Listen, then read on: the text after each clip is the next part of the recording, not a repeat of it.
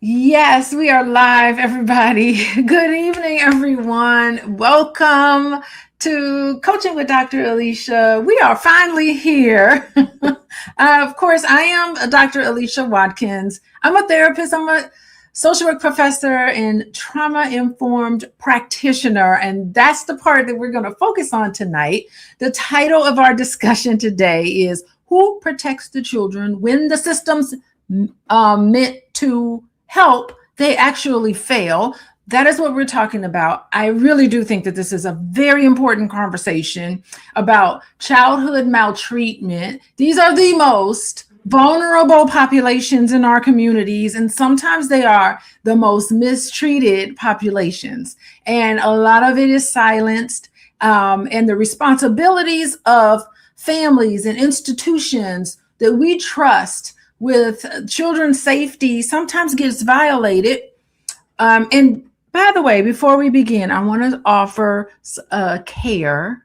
We're going to be discussing childhood trauma, different forms of abuse and neglect, and I just want to make sure that everybody feels safe because this is a topic that affects so many people, which we're going to learn today. So I want you guys to take care of yourself while listening. If you need to step away and breathe, we got 3 people here that you can put your questions in the chat and talk to any of us if you need to discuss something, because this conversation is very important. So when you feel ready, go ahead and put your comments in the chat.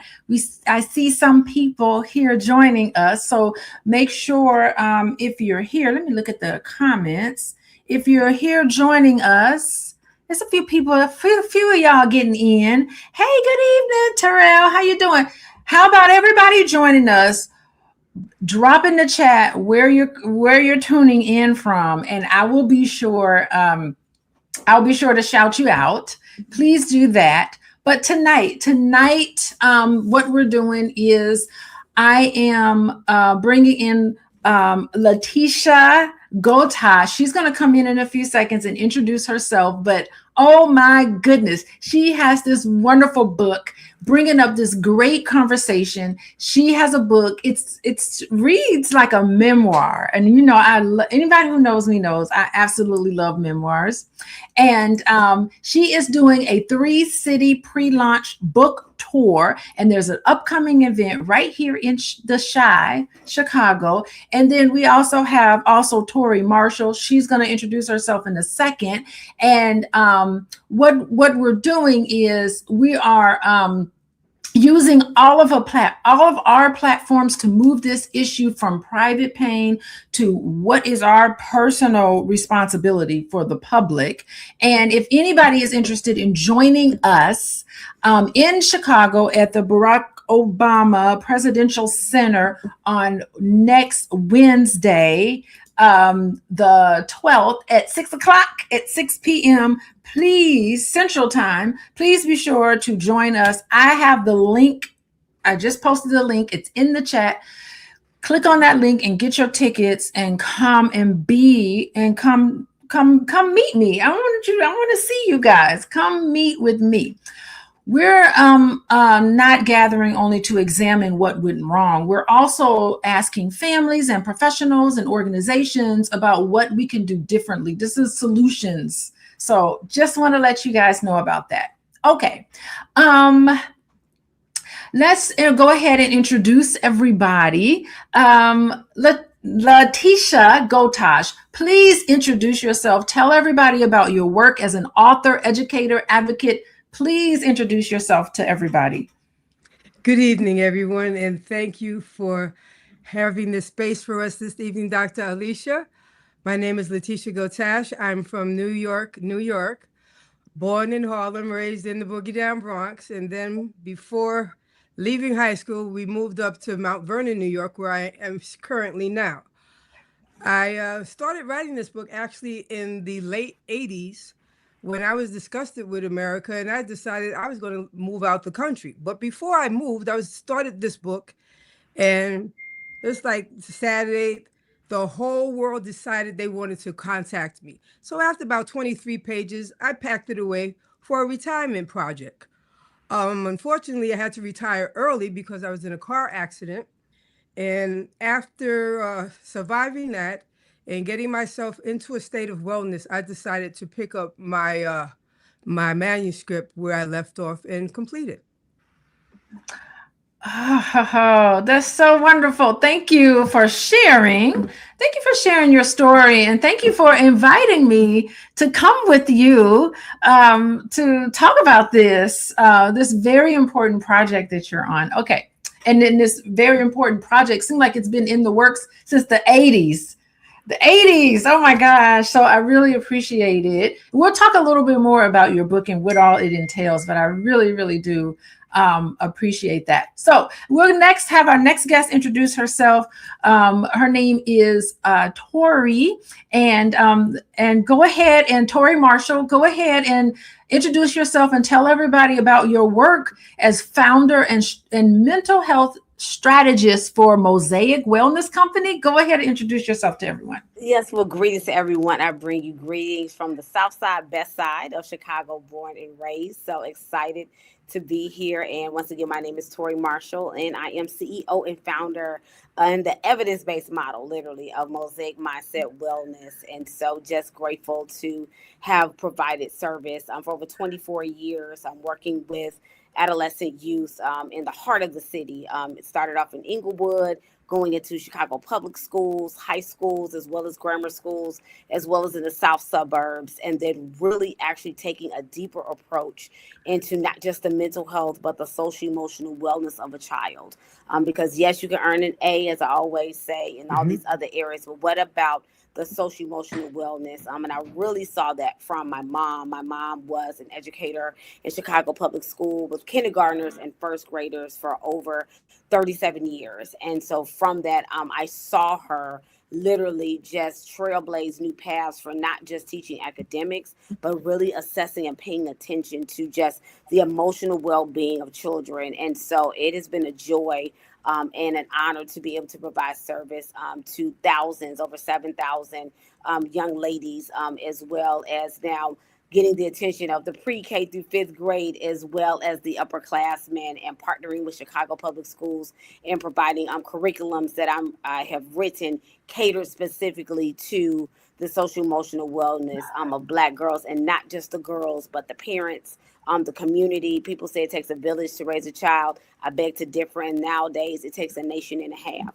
So I'm just honored to be a part of the nation and excited to be with Letitia on this book tour here in Chicago, my city. You better come and join us. Be in the room. It makes a difference when we're in the room, and just even providing services to Chicago Public Schools, Johnny Coleman Academy, principals, counselors. It has just been a wealth of an opportunity to partner with other people, and even with community-based participatory research with Northwestern University, understanding the importance of getting the community evaluation involved, really not just assessing, but we're all looking for everyone to have a call to action. So August 12th is not just a gathering.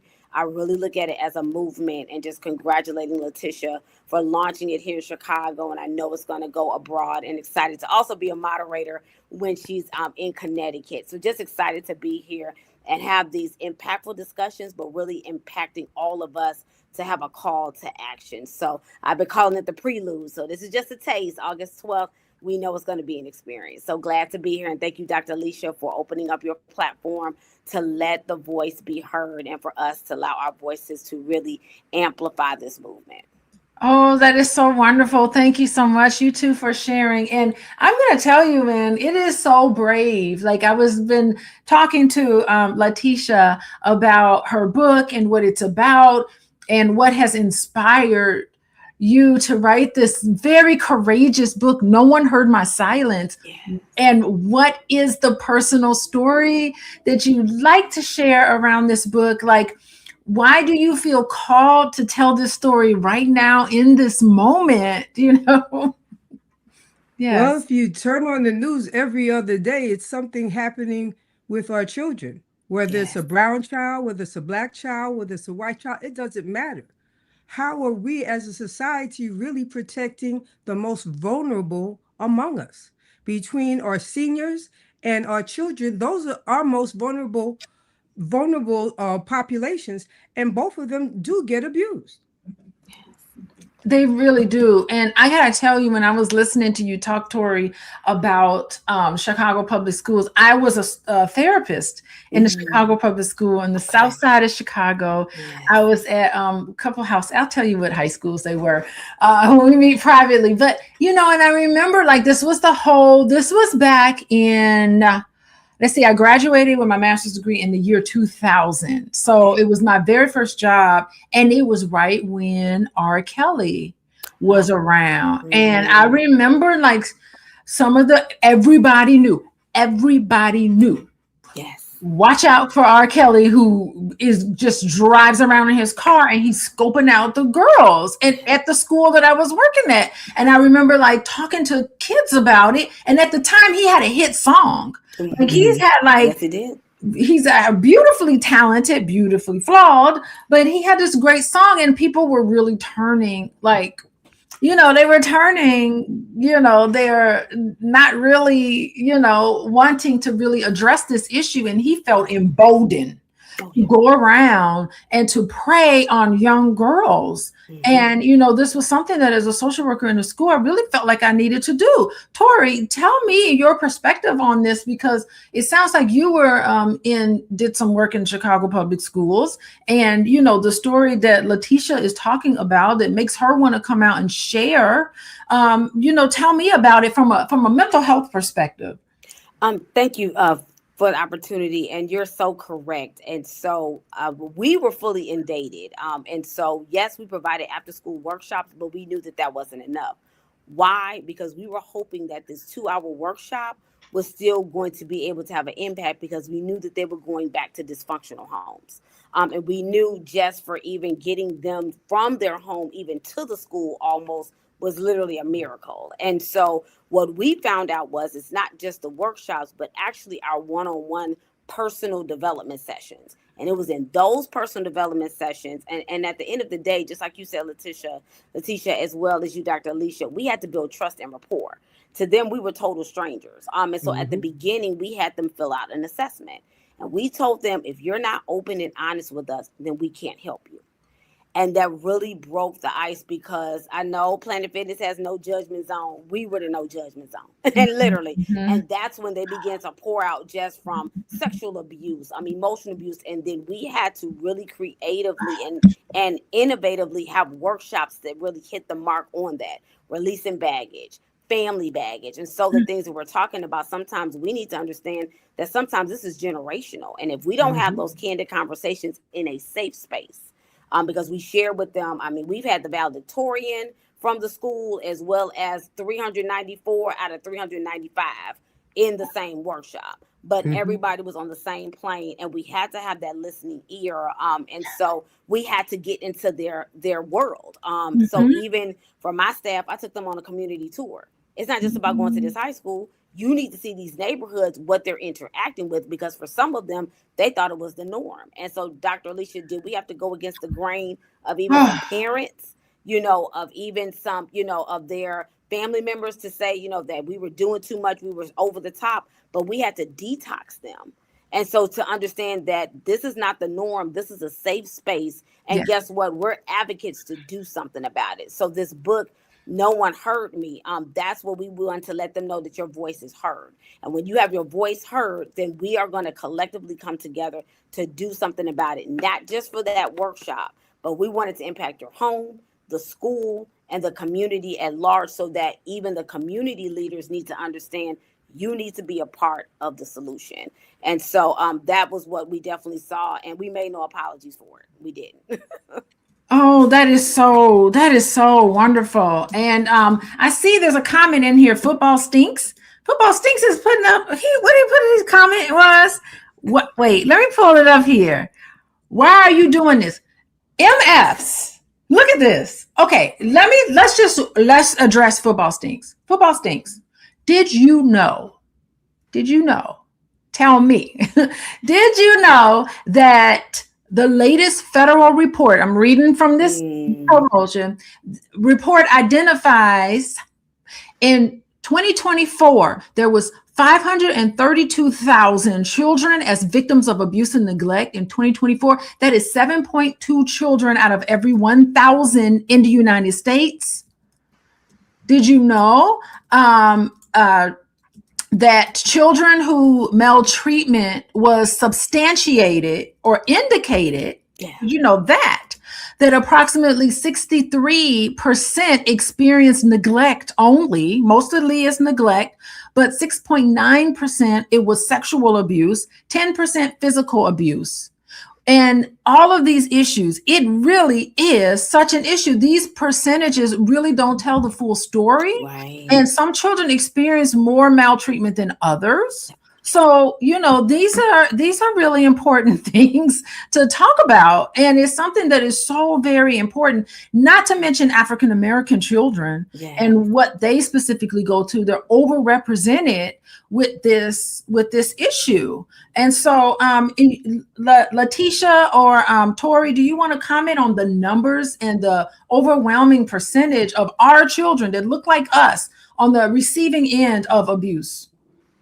I think I was looking up that statistic yesterday, and it was like 60% of the cases are from our community. Yes. So it's 27%, and then out of that 27%, it's like 60% of that 27% is represented by people of color.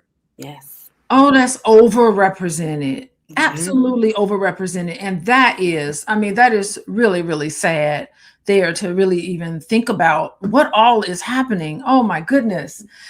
Oh my God. Okay. So everybody who is joining us, I just want to welcome everyone here. If anybody I see you all kind of coming in here. I'm going to put in a link if you want to have like meaningful conversation where we're talking about solutions. Be sure to get your ticket. There's the link to get your ticket, and make sure that you come and visit all of us so we can keep this conversation going. I want to talk about, we really talked about a lot of issues here with this population, but I really would like to get from you guys exactly where do our systems fail? Like, how do they fail children? Maybe we'll start with you, Letitia. Where did the systems fail you? Well, I grew up in the 60s and the 70s. So the system, it didn't fail. It just ignored us. It wasn't made for us. So it ignored us. When I say that, when you talked about even children going to a guidance counselor for help, counseling to figure out what they were going to do with high school, we were pigeonholed into certain careers. Oh, you can't be a nurse. Oh, you can't be a doctor. No, why don't you be a secretary over here? Why don't you be a teacher over here? You know, something something that was not our dream. So we were turned around and pushed around. I actually have a piece that I wrote when I was 14 years old. And before I got help, I got a 92. Before I got help, it was a cry for help. Because I was crying for help at home.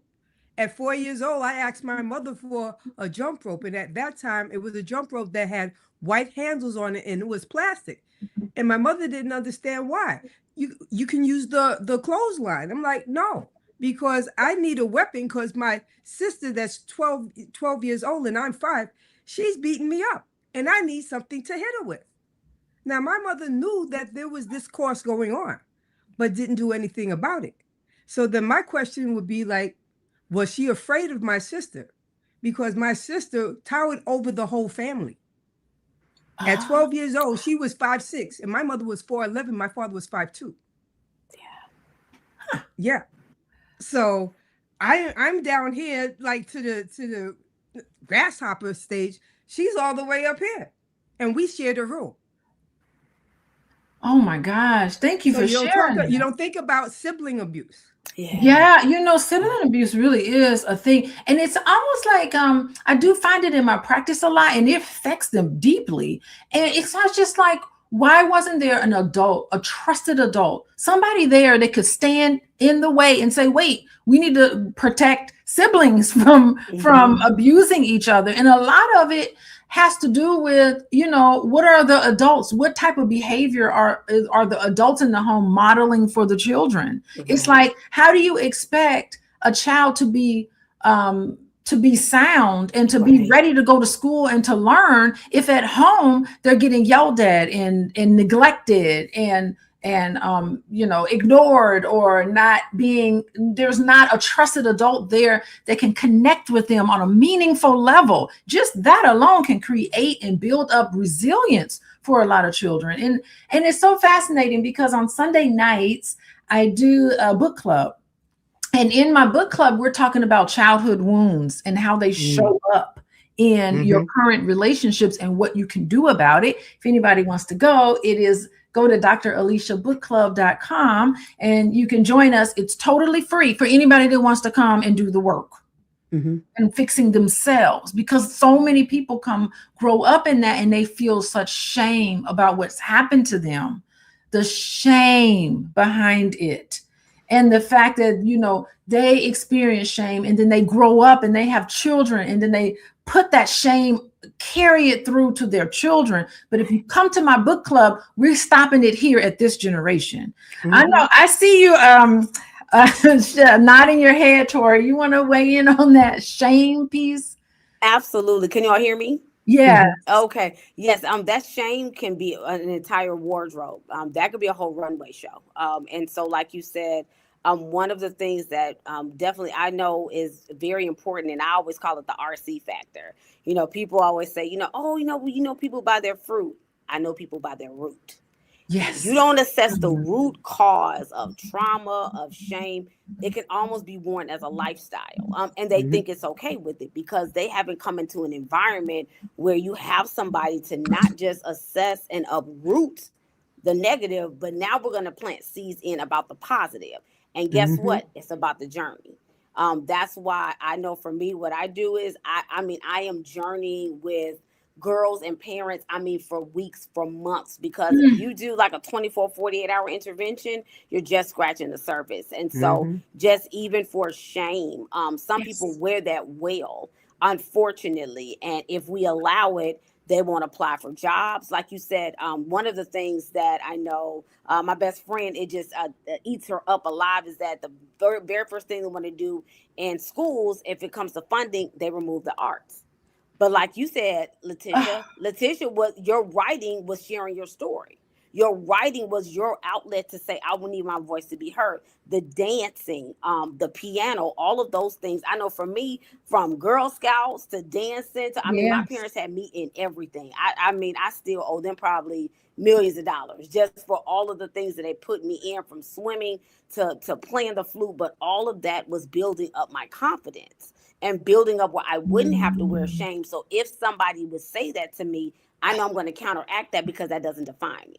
But when you have your uncles and your aunts and then your teachers are saying it, if you don't really have a safe space to really assess it, and your way of really being able to verbalize that, whether it's writing, whether it's spoken word. I had the opportunity to serve as a judge for the AXO Awards here in Chicago with the NAACP. I recognized that, through their writing, it was a tough decision. And they got acknowledged for their work, but that was their platform to say, this is my voice and I want it to be heard. And it was a judgment-free zone. And so when you have that, then you erase and you detoxify wearing shame as a wardrobe, and you don't even go and pick it up. And when it's offered to you, you don't say yes. I don't care if it's discounted. I don't care if it's for free. I'm still not going to wear that because, unfortunately, people wear well from childhood all the way till 80 years of age. So sometimes you might be in conversation with a 60 or 70-year-old, but it's the 6 and 7-year-old that still has that shame, that now they're just masking it up in a 62-year-old or a 74-year-old body. Yeah, and it becomes your personality. Yes. And it's just like, okay, who would you be if you weren't carrying this shame around? Exactly. Who would you be? You would be able to say no when you want to say no. You would be able to have appropriate boundaries. You would be able to, as a woman on the south side of Chicago, be able to tell a man, I'm not interested in that. Right. We must use protection. Right. Absolutely. And you know what? speak up Not for even just yourself. verbally. I just Yes. remember my mom said something so key. She said your posture will speak for itself. So if Yes. my posture is saying no, you know what, they didn't even approach you. My posture is saying that there is a standard that I have and that is going to be maintained. So even if my verbal, if you don't get it, my nonverbal is going to help you, understand that I'm not wearing that shame. But if you're downtrodden, some of the Mhm. students, are Oh, walking with their heads down. You're sharing information about them. We had, information about like beauty. And my yes. husband always talks about identity. He's a Chicago public school educator. And he said, if students knew and understood their identity and who they are, he said that part, if we could, he said he infuses that in his teaching. And if we could really get that even at a younger age, I know that this community and this platform, Letitia, that you created, we hope that you do a volume 2, that Yes. my voice was heard. And Oh, silence has Oh, been there's a volume shut 2 down. and there's a volume 3. Absolutely. We're looking forward to hearing about that, because we're here to talk about solutions as well. So that was yeah. just one of the things. Yep, you're right. Yeah, we do need to Powerful. talk. There's some people who are coming in. I just want to let everybody know. Welcome, welcome. I haven't been on here on YouTube in a while, but the name of what we're talking about is who protects the children when the system's meant to help they actually fail. We're talking about that today. I have two people here, wonderful individuals here. I have Tori Marshall here with us, and she does a lot of work in the schools, and she's eloquently talked about all of the work that she's doing to help people just have a voice and have a safe space to kind of talk about what's happening with them. And speaking of being courageous about talking about your Yes. story, I got to talk about Letitia Gottashe. Letitia Gottashe. Yes, that's her name, y'all. She's on her way up. Yes, she is. Nothing can stop her. She's on Yes, her way she up. is. Yeah, that's my She jam Thank you, right is. thank you. there. I'm not. I'm on. What they say? Started from the bottom. Now we're here. Now we're here. Come Right. on. Started from the That's You know what's what, bottom. Now we're up. Letitia? You here. didn't just start at the bottom. You started underground because you had to lose it Oh yeah. first. Oh Now yeah. you all the That's way true. here. Yes. That's true. That's true.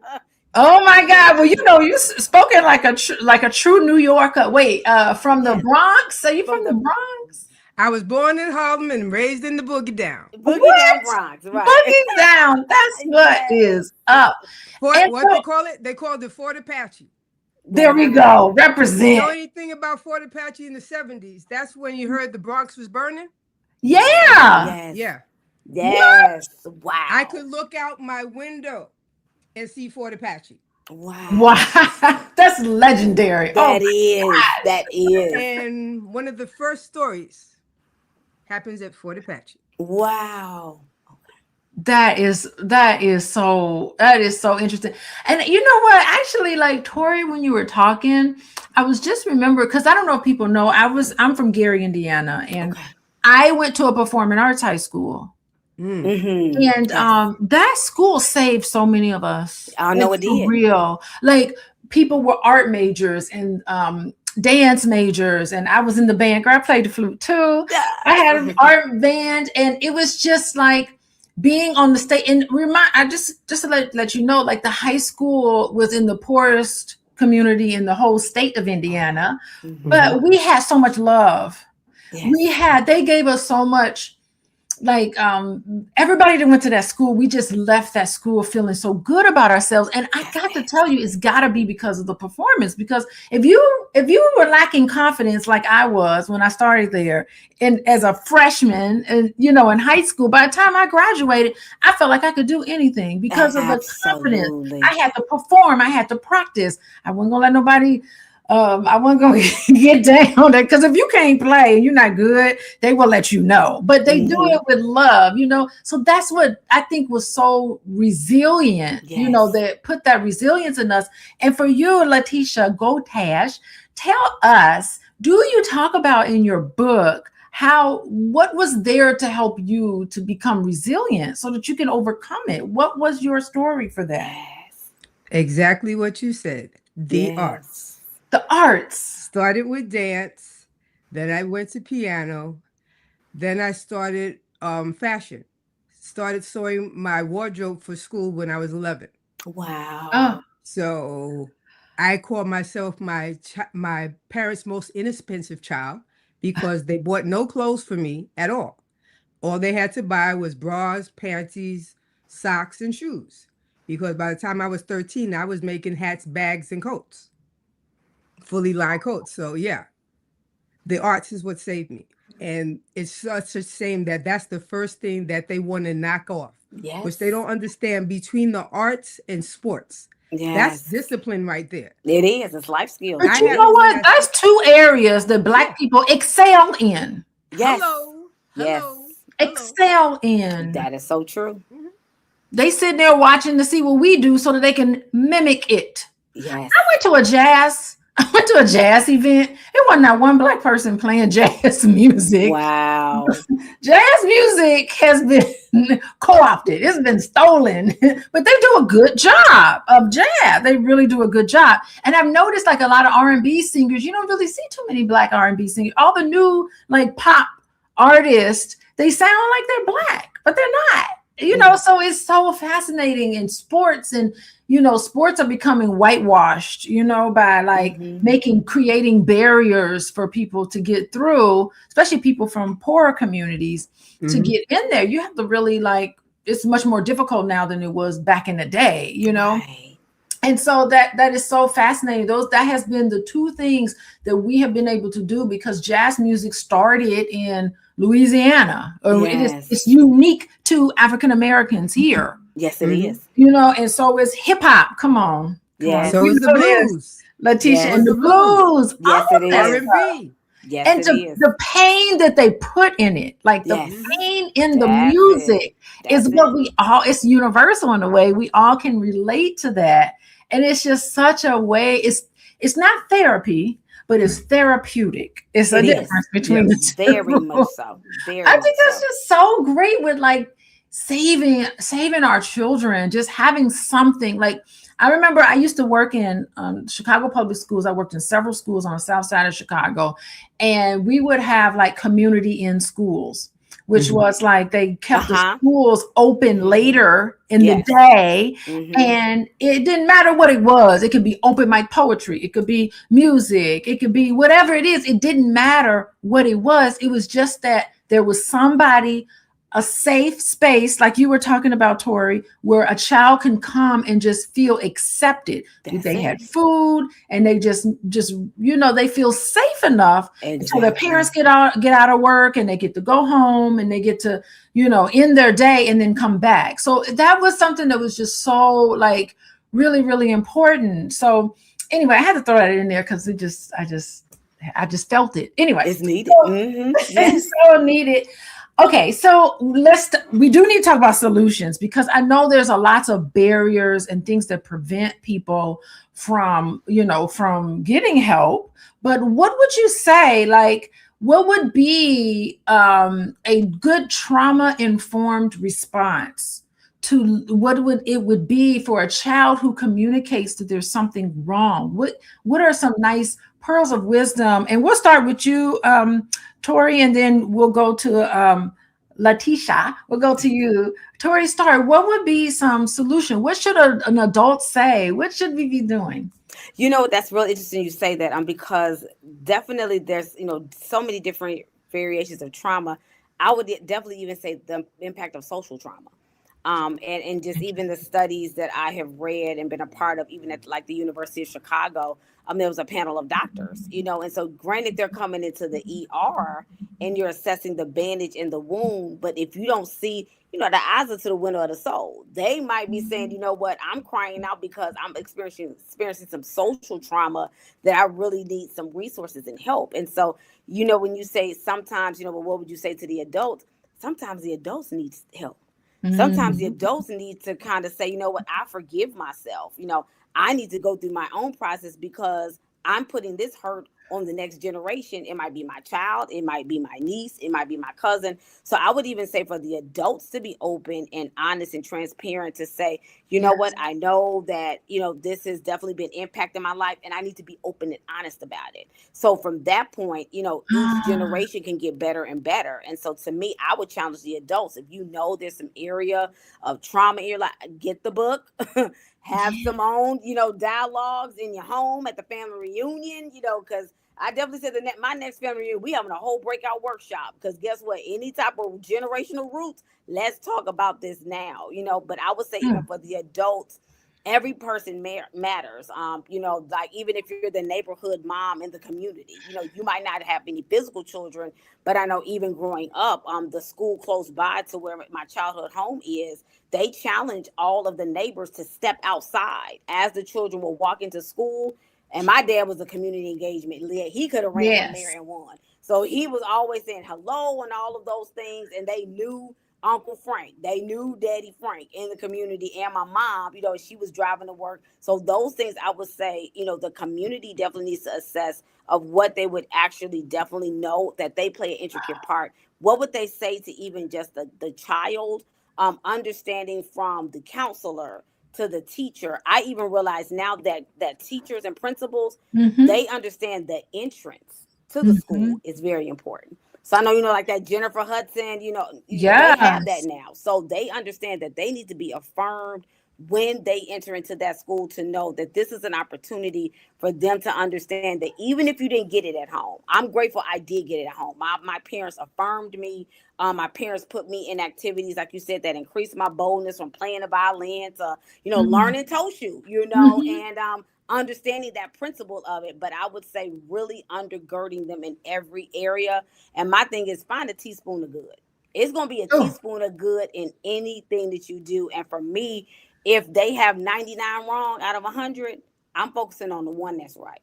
So I'm not going to put 99 in red. I'm going to focus on the +1. Let's add on to the +1. And so if we really take that perspective to say it's a teaspoon of good, but the last time I checked, if you have a teaspoon of good and you keep on adding it, it turns into gallons of greatness. But I would definitely say we have to be open and honest, to have a listening ear, and to really understand that these people are coming to us in a safe space to be open and honest for help, and let's get that help involved. And my thing is, it's a journey, so if you can do your part and then you can have somebody else do theirs, every piece matters. And that's why even when it started, when I was initially started doing therapy, it's called Mosaic Masterpiece, taking the broken pieces of your life and creating something beautiful. And this is a beautiful platform that, Letitia, you have created, and all the pieces matter, because in a mosaic piece, any one of them is incomplete, and there's a lot of incomplete, broken people in this whole world. But you know what? When the broken pieces come together, it's a beautiful kaleidoscope. It's beautiful, and they're valued. They're in museums. In Chicago, you need to get here early. I know Letitia's getting here early. You need to get here early. Go to some museums, because you'll see even the cracks and all of that. They have them encased, because for them it's beautiful, and the journey can be beautiful. But when we allow the platform to just get affirmed, to have those even, declarations, like Jesse J, I know I'm somebody, I am somebody. And the thing about it is that you might not see it now, but if you continue to speak it, you're going to walk into that and creating those spaces of confidence. And like you said, coming into those schools. And my hope is that when you go into your homes, that you have where nothing is off the table. That's you can right. Dream big. You can think big. Letitia's like, I'm going out here. Letitia, they don't know my name, but they know your name now. And for they don't know. Yep. Your yes, Letitia, to say, I've never done this before. Like you said too, Dr. Alicia, when people say, and they said that to me, like, oh, you should have did it this way. You should have did it that way. The fact that I took flight and that I'm in the air. Yeah, I get turbulence, but you don't experience turbulence on the ground. Letitia, you could have kept this in New York, but you said, no, I'm taking flight. I'm coming to Chicago. I'm on a tour because I want to get the masses out and aware, and let's do something about it. And so you're exactly right. Financial literacy is very important as well. And etiquette classes. Yes. We had that in our program. Times up, times down. Because guess what? A lot of these interviews are going to be over the table. And you can't just, smack your lips and say, oh, that's fine. You need to engage, and understanding that etiquette piece is very important, because now a lot of the girls, they didn't even have, semi-formal wear. They didn't even have like a skirt. So now if we're equipping you, we can't equip you and then not put you in places to expose you. And so exposure is definitely an impactful way as well. So I love that comment, the financial Yeah. literacy and etiquette classes, because when you're wealthy, you're able to, Yes. guess what, make the legacy better, and you're able to really have financial savviness to say, I'm a person of impact, and I know that I don't just influence, but I can impact my community, the neighborhood, the city, and eventually the state and the world. Oh, that is so beautiful. And I'm so happy you mentioned family reunions, because Oh yes. there's always that uncle that gets all touchy and stuff. And then people say, well, let him come on in here to keep the Yes. peace. To That's keep it. the peace. Let's everybody just get along. Well, no, not we don't need to get along with everybody. So That's it. bravo to you for bringing things up like that. And with the family reunions, because that's not going to be a moment where we're going to say it is okay. We're That's going to just right. put bygones be bygones, because we don't want to put anybody in harm's way. That's so So true. yeah, so let's go to you, Hold on. There was another Letitia. comment that the gentleman made about health, mental health, as Oh, well self-defense as and mental health. Excellent. Yes. You want to comment on because that, Letitia? yes, because Solutions. Mm-hmm. I think about what are we really preparing the next generation for? That's And Mm, if good. we, the teachers, even have those skills, That's are mm, good. we prepared for what's coming for our students? I That's know I good. was part of President Obama had a American Rescue and Recovery Act, and New York City Department of Education got a grant, mm-hmm. and I was part of a team that got trained on bleeding edge technology. That's good. So when COVID came, New York was really equipped because we had already trained on computers. We had programmed computers with software in ELA and in mathematics. So That's when good. COVID came, they already had a prototype already made because you had teachers that were programming for the last 10 years. That's good. Wow. That's proactive. Well, So that was under why are you? President Obama. Yeah. And I'm still getting educated in the computer fields now because I am an AI. I'm an AI agent class. So Oh, excellent. That is so, you got to embrace technology, Lord. yes, we have Yes. to. Lord knows I've been trying to. And sometimes it's People frustrating, as you know. they talk about the AI, but they talked about online shopping. They talked about the computer when it came. It's going to be a reality because if it's here now, it was here 20 years ago. We're just getting it Yes. now as the public because Yes. they probably was using that in the military 20, 25, 30 years ago. When Oh, Yes. we get that's it, it's already version 500. that is so true. Oh my gosh. So what technology is going on right now that we don't know about? So this is great. So Letitia, while we have you here, why don't you, Yes. we'll take a few minutes, we'll wrap up with everybody. How about you give us your final thoughts? Let people know where they can find you and get this Yes. book. When's the book coming out? Let everybody know what's up. Okay. Well, the book is actually going to the editor this week. Okay. And we're looking at a pub date of Small Business Saturday, which Okay. is the day after Black Friday. That's right. That's Saturday after Small Business Thanksgiving. Saturday, because I am a small business, is going to be the Saturday which will have our pub date. God. I chose this time of year because that's when most people come around. The book was written as a conversation starter. You know, like your English class, they said they gave you a sentence starter. Well, this Yes. is a conversation starter. Yes. And as Tori said, you have to be really, really committed to saying, we're just going to rip off all the band-aids and we're Yes. going to be cool. We're going to be adult about this. We can't have the children in the room. We have to be adult and go through what's been hurting this family and how we can move to another level. Because every family has some type of dysfunction. Absolutely. Mhm. Absolutely. Yeah, beautiful. Thank you. Now, where can people get you? Where can people find you? Let us My know. name is Letitia Gottashe. Oh, I'm on YouTube. sorry. I'm on Uh-huh. Instagram. And I am on Facebook. Letitia Gottashe. Let me see. Oh, My wait. You website, know what? unfortunately, is under construction. So everything is just on Letitia Gottashe. You'll find me there. And like I said, by the time the book is out in November, my website should be back up. Oh, excellent. Okay. There's your name. There's her name Yes. down there. Letitia Gottashe. There it is. I forgot. Yes. I have to try to figure out what I'm doing here. Okay. All right. So final words from you, Tori. Tell us, Tori, final words from you and where can people find you? I'm echoing Letitia. I'm definitely echoing her and her message. And I love that you say it's coming out on small business that Saturday after Black Friday, because guess what? I always say that we're a relay team. And in order for a successful relay team to win, you have to get a running start.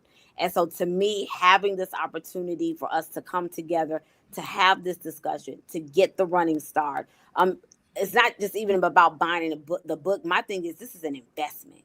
Make the investment into this, because the return on the investment is, a lot of times we get the knowledge and we can be empowered. Statistics have shown that the level reading scores for children and students now, they're 2 grades lower.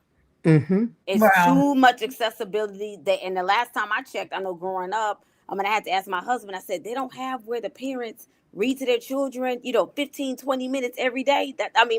My mom was an educator, so it was just books all over. Yeah. People like, oh, what summer school you going to?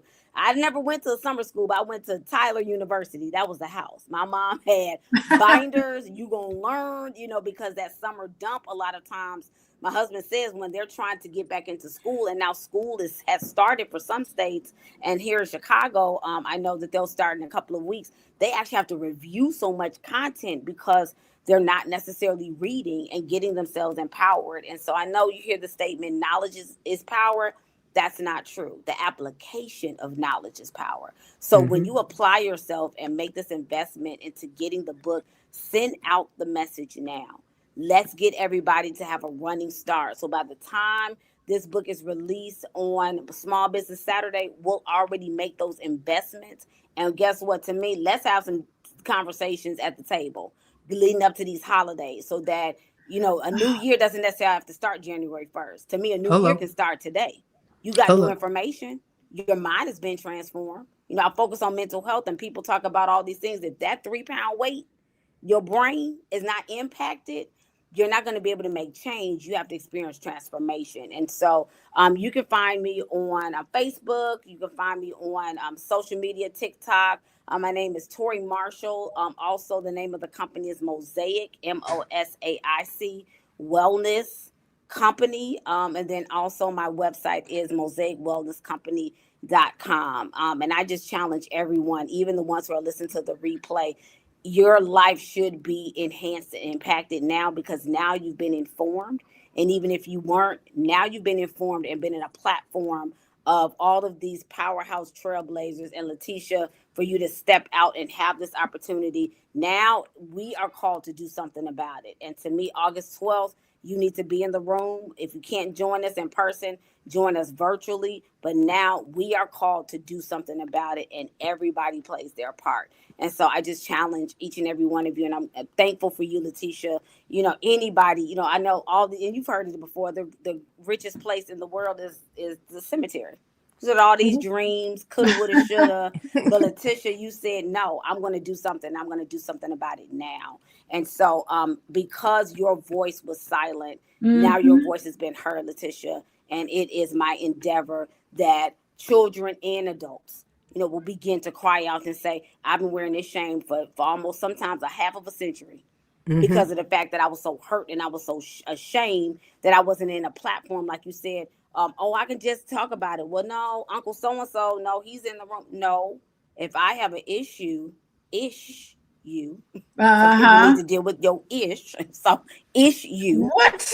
You got to understand that you have to be in that safe space, and that, guess what? If that safe space is us, if that means going into a laundromat sometimes, if that means developing a rapport with the librarian, whoever it is, let's be able to get those answers and solutions available. So guess what? We don't have to be healed. We actually can be made whole. Heal is just Oh, that is physical. so Be made beautiful. whole is the mental, the social, the emotional. And that's what we need, just a world of wholeness. And Letitia, you have definitely started off with this pre-launch for the book to get our minds going and to take action and to empower others. So I always say nations of millions are attached to us. Are you responsible for your nation? And so we are responsible, and we are excited, and we are glad to be a part. And thank you for your yes, Letitia. Thank you. Oh, that is so great. Okay, Thank well, y'all for coming on. yeah, well, we got to wrap up here today because we only got like a few minutes left. But thank you, Letitia, and thank you, Tori, for bringing your wisdom. And definitely, Letitia, thank you so much for bringing your honesty and transparency, compassion. We got some compassionate people here. I got to talk to you, Tori, later on. We got to talk. And I don't know if people in the audience, every survivor that's listening, whatever happened to you when you were younger, it is not your fault. Right. Your experiences matter. Your voice matters. And, healing is possible because I've seen it. I've done it. I've helped it. I've facilitated it. It is possible. And being believed can be one of the beginning of rebuilding that safety and trust. And all of us need somebody that we can talk to. Adults and organizations, they listen. They need to be the ones listening, and children shouldn't have to communicate their pain repeatedly. It's something that all of us need to be prepared in. Accountable institutions that have contact with children also need to know about these topics. I invite all of you guys to join us on August 12th at the Barack Obama Presidential Center. Please, I put the tickets in the chat there. Please like and share. Let's keep building families and communities and systems where children's pain goes. We don't want children's pain to go unheard. Okay. Oh, and I didn't tell myself I'm Dr. Alicia Watkins. Most people know who I am, but I'm a therapist. I'm a college professor, and I am here for everybody. And if you want to join my book club, this is my website, draliciawatkins.com. Everything is on my website, of course. If you want to join my book club, it is free, and we talk all about safety and families. We talk about all of this stuff, all of it. Go to draliciabookclub.com. That is free. Sign up there. Sunday nights, we talk about healthy relationships. Follow me on Instagram, y'all. Where's my Instagram? Follow me on Instagram, Coaching with Dr. Alicia. And of course, this is my other website, Coaching with Dr. Alicia. But my main website is Dr. Alicia Watkins. Anything that you want to, that's wellness. Where is it? There it is. All right, Dr. Alicia Watkins, you can always contact me there. I want to thank you guys for coming on here. Good night, everybody. Yes, good night. Good night. Good night. Good night.